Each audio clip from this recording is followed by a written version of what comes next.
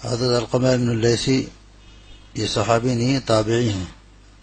شاگرد کس کے ہیں؟ حضرت ابو ہریرہ رضی اللہ تعالیٰ عنہ کے۔ حضرت ابو ہریرہ رضی اللہ تعالیٰ عنہ کے شاگرد ہیں، اور بھی صحابہ کرام سے روایت دی ہے، لیکن زیادہ تر روایات حضرت ابو ہریرہ رضی اللہ تعالیٰ عنہ سے لی انہوں نے۔ اس لیے امام بخاری رحمہ اللہ کثرت سے، جس طرح حضرت ابو ہریرہ کا نام آتا ہے بخاری شریف میں، اسی طرح کثرت سے ان کا نام بھی آتا ہے۔ جس طرح ان کا نام آتا ہے حضرت ابو ہریرہ کا، اسی طرح ان کا بھی نام کثرت سے آتا ہے۔ یہ رہنے والے تھے کوفہ کے، وکان من الکوفہ، کوفے کے رہنے والے تھے۔ ایک مرتبہ ان کا ارادہ ہوا ملک شام جانے کا، چنانچہ فرماتے ہیں کہ میں نے ملک شام کا ارادہ کیا۔ اس زمانے میں ملک شام آج کے ملک شام سے 5 گنا بڑا تھا۔ فرماتے ہیں فقدمت الشام، جب میں ملک شام پہنچا، وہاں پہنچ کر مجھے خیال آیا کہ کوئی محدث، کوئی فقیہ، کوئی اللہ کا ولی یہاں ہے یا نہیں ہے۔ پھر خیال آیا کہ مجھے تو علم نہیں ہے، لیکن اللہ تعالیٰ کو غیب کا علم ہے، اللہ تعالیٰ کو تو معلوم ہے۔ چنانچہ خیال آتے ہی فرماتے ہیں فدخلت المسجد، میں مسجد میں داخل ہوا، فصلیت رکعتین، اور میں نے 2 رکعت ادا کی۔ 2 رکعت یا تو تحیۃ المسجد یا صلاۃ حاجت، 2 ہی صورت ہو سکتی ہے، یا تحیۃ المسجد یا صلاۃ حاجت۔ اس کے بعد بارگاہ الہی میں ہاتھ اٹھا کر گڑ گڑا کر اللہ سے الحاح و زاری کے ساتھ دعا مانگی۔ کیا دعا مانگی؟ اللہم یسر لی جلیسا صالحا، اللہم یسر لی جلیسا صالحا، اللہم یسر لی جلیسا صالحا۔ اے رب کریم، نیک صحبت کو میرے لیے آسان کر دے، نیک صحبت کو میرے لیے آسان کر دے۔ کتنی عجیب و غریب دعا ہے۔ ایک تو آدمی مشقت پریشانی اٹھا کے جاتا ہے اللہ والوں کے پاس، ایک یہ کہ میرے لیے آسان کر دے کہ کسی اللہ کے ولی کو یہیں بھیج دے۔ کسی لحاظ زاری سے دعا مانگی کہ فرماتے ہیں اچانک دیکھتا ہوں کہ ایک بہت وجیح المرتبہ شخصیت، یعنی فارغ ہو کر فرماتے ہیں فخرجت من المسجد، مسجد سے باہر نکلا، قوم کے لوگ باہر چبوترے پہ بیٹھے تھے، ان کے ساتھ بیٹھ گیا۔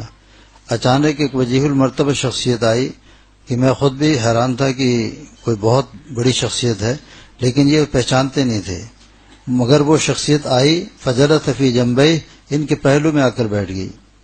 انہوں نے ان لوگوں سے پوچھا کہ من ھذا الرجل، من ھذا الرجل، یہ جو میرے ساتھ آ کر بیٹھی یہ کون شخصیت ہے؟ مجھے قلب میں محسوس ہو رہا ہے کہ بہت عظیم المرتبہ شخصیت ہے۔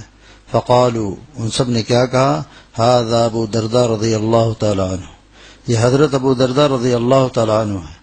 اب بتائیے کہ کہاں صحابی کہاں تابعی؟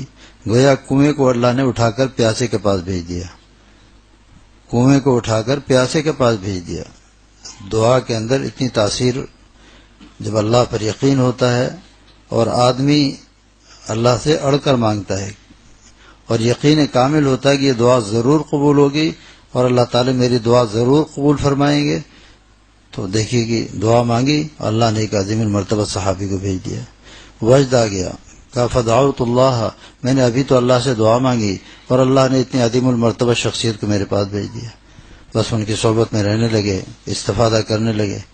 آج طلبہ کرام یہ چیزیں مفقود ہوتی جا رہی ہیں۔ حجت الاسلام مولانا قاسم نانوتوی رحمۃ اللہ علیہ سفر حج پہ جا رہے تھے، یمن کے قریب جا کر موسم خراب ہو گیا، بادل سیاہ، بالکل کالے بادل، بجلی کڑکنے لگی، بارش کا امکان، تیز تیز ہوائیں چلنے لگیں۔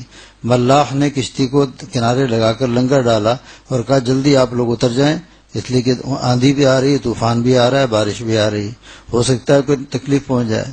سب تو اتر گئے اور اتر کے وہاں کے بندرگاہ پر سامان خریدنا شروع کر دیا لوگوں نے کہ پتہ نہیں واپسی میں یمن رکے گا کہ نہیں رکے گا، یہ کشتی رکے گی یا نہیں رکے گی۔ لیکن حجت الاسلام مولانا قاسم نانوتوی رحمۃ اللہ علیہ سر جھکا کر کچھ سوچتے رہے۔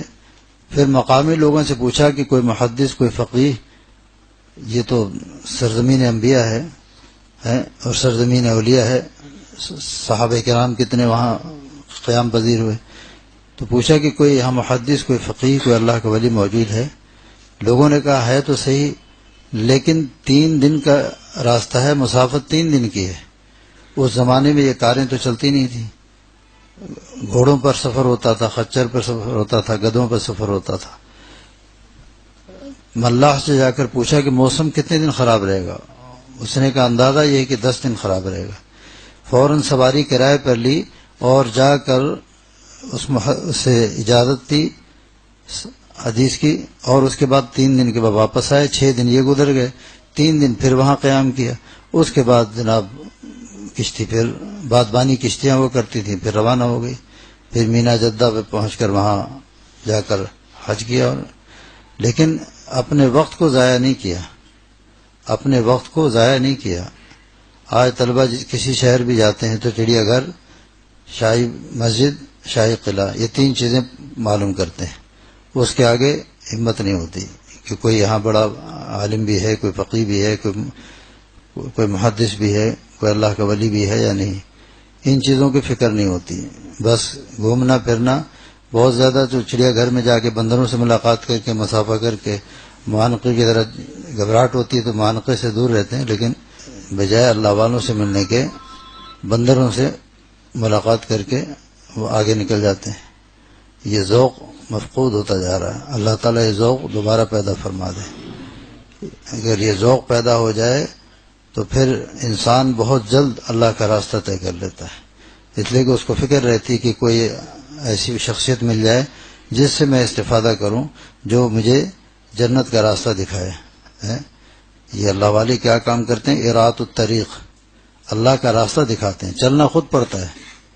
یہ جو بعض حمقاء کہتے ہیں نا کہ ہمارے پیر صاحب تو کندھے پہ بٹھا کے لے جائیں گے، جنت میں ہم کو پہنچا دیں گے۔ وہ خود جائے گا تب تو لے کے جائے گا نا، وہ خود جائے گا تب تو لے کے جائے گا۔ نعوذ باللہ، کیا کیا عقیدے ہو گئے ہیں کہ وہاں جا کے قبروں میں سجدہ بھی کرتے ہیں، مانگتے بھی ہیں بچہ دے۔ ایک جگہ جانا ہوا، سب اچھے خاصے لوگ داڑھی سجدے میں، میں نے کم وقت اس کے اختیار میں ہوتا تو اس کے اپنے بچوں کی جو لائن سے یہ قبریں بنی ہوئی ہیں اس کے اپنے بچوں کی ہے، تو یہ اپنے بچوں کو کیسے مرنے دیتا؟ معلوم ہوا کہ سب کچھ اللہ کے اختیار میں، سب کچھ اللہ کے قبضہ قدرت میں۔